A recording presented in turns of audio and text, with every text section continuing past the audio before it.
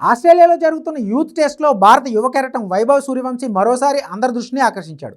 కేవలం 14 ఏళ్ల వయసులోనే అద్భుత శతకం నమోదు చేసి సంచలనం సృష్టించాడు.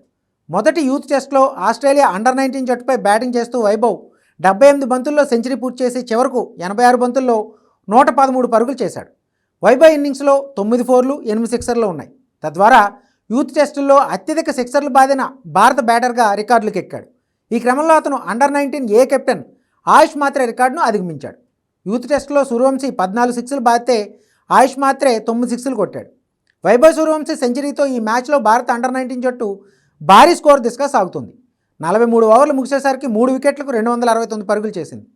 వైభవ్ సూర్యవంశీ గత కొంతకాలంగా భారత క్రికెట్లో సంచలనాలకు చిరునామాగా మారాడు. ఈ యువ సెన్సేషన్ తొలి సంచలనం మాత్రం 2023-24 రంజీ ట్రోఫీ సీజన్లోనే స్టార్ట్ అయింది.